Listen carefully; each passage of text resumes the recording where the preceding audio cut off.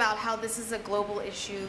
But Dr. P.M. Nair, can you tell us a sense, is India just a different beast? Is there something different about India in addressing this that it is in other countries? And I know from the little research that we've started to do, the role of the police officer seems to be extremely critical in solving this, all the way from prevention to the whole, the 3 Ps that you talk about in that framework. And being a police officer yourself, I think it'll be interesting to hear that perspective. And is that equally relevant in other countries? If you ask a question, how many of you like police? I'm sure there won't be many hands coming up. That's a fact, which all of us know. We like you. You like? Not me, police. But, I remember in the very same hall, somewhere in 97, we had a conference, courtesy Mr. Kumar, MD of Tata Hotels. It's on sex tourism. All the tourism big shocks came in. Corporate sector, philanthropists, UN sponsored. Vipula Kadri was the person here, Save the Children. She's the one, the firebrand who organized everything, and I was also here. And we had a one-day session on what is sex trafficking, what is sex tourism. All of us took a decision. Yes, I am here for child-friendly tourism. Child rights is my mandate. We'll ensure that, and they ensured. Tremendous impact has been made in the tourism sector after that. I remember, made a marked impact. We can raise our voice, and as you mentioned, government, NGO, philanthropists, corporates, sort of synergy is possible. A wonderful platform can be built in. I'll give you 2-3 examples again. Before joining this head of the National and Disaster Response Force, which I am heading today, it's an interesting force, a vibrant force. The best part of this force is that we have no weapons. We have equipments, tools, and a big heart to help others. Interesting force across the country. Before this, I was in the CRPF addressing the issue of left-wing extremism. We had a lot of encounters, killing people this way and that. My fellows die, and they also die, Naxalites, killed, etc., etc., etc. And found a lot of children. Postmortem says 16-year-old girl, 17-year-old girl, Naxalites. I started thinking, are they Naxalites at all? I had an opportunity of recruiting for the Mahila Battalion, women battalion of CRPF, where we could do a lot of recruitment. 39 girls, tribal girls from Bastar were recruited.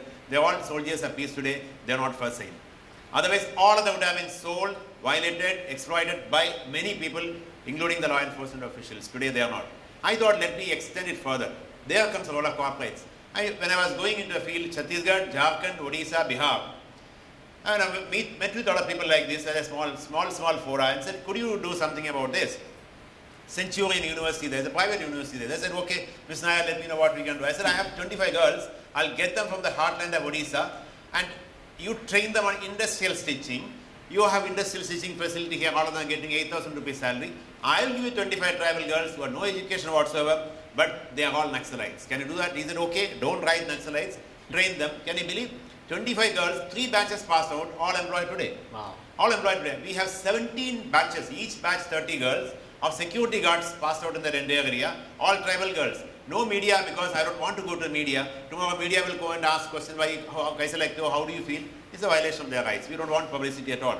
Amazing work has been done in the left-wing extremism area, in the capacity building of the vulnerable persons, which could be either on the Naxalite side or going to be Naxalite side, or being exploited in different ways. No, that's sort of exact example. Then issue of missing children. I don't know how many of you are aware how many children are reported missing. Your child may not be reported, may not be missing. Once your child missing, you will see the agony of the person. In India, when I did the study for the National Human Rights Commission, 44,000 children were reported missing every year, of which 11,000 remained untraced. God knows where they are. Today, last year, we did a research with the NGO BBA, Vaishnav Bachao Andolan. I facilitated the research through RTI. Can you believe the number? 1,11,000. What is it in the 111,000. 111,000 children are reported missing in India every year, of which 35,000 remain untraced. The backlog of untraced has gone from 25% to 35%. Now, who speaks for them? Voiceless children.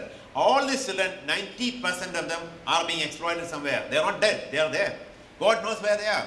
So we raised a lot of halla gulla. Finally, the matter came to Supreme Court. Supreme Court last month passed an order in a resolution saying all missing children FIR shall be registered.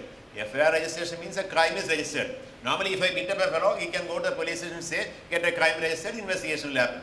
Missing children, no FIR is registered. Now, Supreme Court says register crime and investigate. Again, investigation is a Herculean task. But then, really aware, NGOs like DASRA and agents like DASRA and all of you can support, set up a website, a web portal of missing children. You know, National Center for Missing and Exploited Children in US. It's a fantastic organization. Set up by an NGO. 3 years now, when I went to FBI as a graduate of the FBI Academy, when I was there, I visited and found that NGO started, the thing is growing up. And after 2 years, government took over. Today it's a magnificent body there. Every missing children across the world can go into that and can be traced. There are mechanisms to trace that. Why not think of a missing system? Government systems are there. You are only supplementing, augmenting the strength, enhancing the potential of the agencies concerned. Maybe we can, some of you are interested, we can work on this issue of missing children. The foray is open. I think it's an uncharted territory. Much work can be done, whereas what has been done is only small islands of excellence. That we can institutionalize and enhance the whole thing and make a better difference to the women and children of our country. If we can save and make a difference to the girls of our country, I think it's our job is done. Thank you. And please. Can I ask? Then we'll just open it up to questions in a minute or two. Just since Dr. Nair is also a police officer here, Dr. Nair, what's your view of? Thank you. What your view of the civil society partnering with the police? Like, we have a view, like as you started saying that, you know, most of sitting here may not like the police. How about the police? What is police's perspective on the civil society? Police perspective of the civil society is that civil society asks questions. There are impediments, etc., etc. But again, it's all synergy. You know, entire training which I did for not less than 1,200 sessions, each session personally going there, all done by NGOs. Today, those trained police officers, not less than 25,000 police officers across the country, 25,000 mind you, help-seeking behavior has increased. They call up the NGO, could you come? Help rendering behavior of NGO has improved. That outgoing approach, NGOs walk into police training institutions and say, okay, today I'm going to take a session on this, the trauma of the person. Policeman doesn't know the trauma of the person. I know that girl is victimized. You know, if somebody asked me last week, what is the maximum stress you had in your 35 years of police life? I said the maximum stress, if I sincerely, is the stress and the trauma of the girl child whom I investigated. You know, your heart melts when you hear a story. You go to depression. No, heart-rending, that's the maximum stress which I had from the victims of crime. No, there are people who are committed to the cause. The NGOs can make a difference by partnering. The senior police formations and people like the esteemed people sitting here can facilitate the process, then the job is done. I think that's where you can see the police's perspective that, and since I work in Bombay and we also work in Kolkata, the police and NGO partnership is tremendously improved.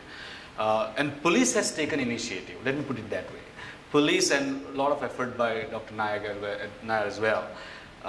So I think there is a good platform right now. We can really improve that, sustain that by bringing a lot of resources in there. There are hundreds of police officers out there. They are ready for the help. They want help. But then it's our call, how we want to partner with them. Mumbai police has, like, today you go to South Bombay in Kamatipura, 10 years back videos you go and see in YouTube, today you see. It's a huge difference. 20 years ago, they're like small girls lined up. Today you don't see that. Police, NGOs, partnering it together and doing this work. So I think there is a tremendous scope there. I endorse that view, not only in Mumbai, but even Andhra Pradesh too. I'll tell you, Andhra Pradesh 2005, when we started this project training in the UN ODC project, 2005, no trafficker arrested, no customer taken to task. All those people who are arrested were victims of crime as prostitute. Poor girl has been trafficked from somewhere, you arrest the girl and send her to jail as a prostitute. No, re-victimization. 2005. Today, 2012, 13, I am talking about, at least 240 traffickers in jail, minimum 10 years. Mind you, conviction is not so easy, the court of law. At least 2,500 girls rescued and rehabilitated. Wonderful work, commendable work, supported by the NGO, by the corporate sector there. I can give in my computer 10 cases studies of outstanding work, tremendous work. Then, the place of exploitation. Mind you, this hotel, with all respect, if one room a trafficked child is violated in this hotel, the law provides for eviction of the hotel. Entire hotel can be closed down. There is a provision which has not been implemented. In Andhra Pradesh, we implemented. At least 41 places of exploitation have been closed down. Wonderful law we have, tremendous capacities we have. I am not saying you close down. I am only saying that ensure violation. I ensure prevention of violation. That can be done. Great. Laura, do you just want to add something? And then we'll open it up for questions. Yes. Yeah, I just wanted to add, because I don't know if we're going to get with the questions or not, but I think one that we've talked a lot about the role of the philanthropist and what those of you who, even if your mind's tweaked a little bit, and you're interested or your heart's moved a little bit on this issue today, what can you do? And I think we are at a really pivotal moment in time right here, right now. And I think Sanjay, Dr. Nair, you will agree, the hugely tragic events of December 16th changed something in India. And I will tell you that doors that were closed to our initiative before have been opened. There is a passion that's brewing. There is interest. There's concern. There are news stories. You are hearing more about the issue of sexual violence against women and children now than you have heard in the past, 10, 20 years. We have a very short attention span. Globally, we do, right? The pace of news is so fast. And it's just a plea, really. The fact that this has come together at this very time, I think didn't happen by coincidence. I think a lot of things happen for a reason. And if I could say anything to you, if you have been moved at all by what you've just heard, I just really implore you to follow up on it. In any way that you're moved to, with your skills, your interests, there are so many ways to become more informed. There are so many ways to be active. And I think if anything comes of the horrors that we've been made more aware of, it has to be a bigger conversation, a part of our conversation, a part of the concern of our population, and not something that ends, when the next news cycle begins.